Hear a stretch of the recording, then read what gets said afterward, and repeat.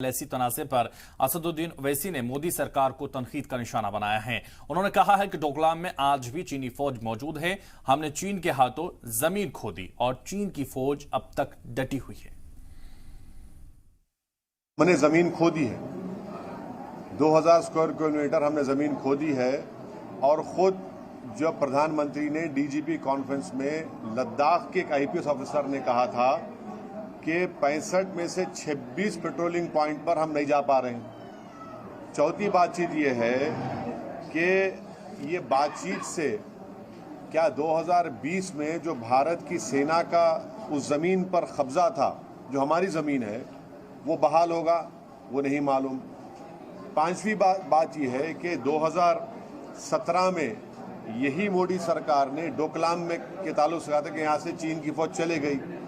आज भी चीन की फौज वहाँ पर बैठी हुई है।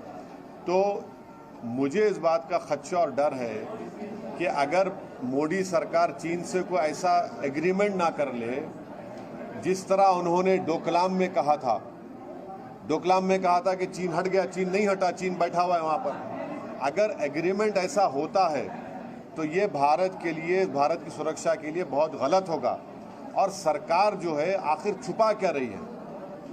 18 बार प्रधानमंत्री शी जिनपिंग से मिल चुके हैं, आखिर क्या छुपा रहे हैं? सैटेलाइट के इमेजेस बता रहे हैं कि हम जमीन खो चुके हैं 2000 स्क्वायर किलोमीटर।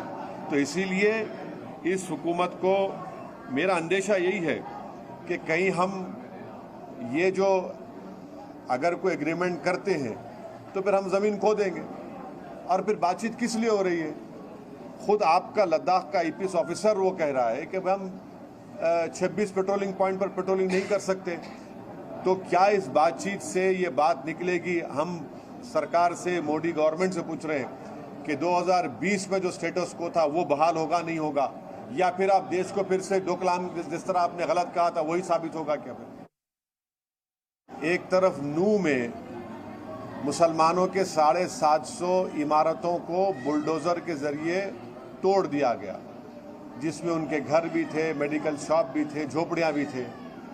तो अब शायद हम इंतज़ार कर रहे हैं कि हमारे घर पे बुलडोज़र आ जाए, तो पत्थर मार रहे हैं। जब कभी भी हमारा कोई पार्लियामेंट में भाषण होता या कोई हमारा कोई इंपॉर्टेंट स्पीच होती तो फौरन ये लोग आकर पत्थर मारते हैं।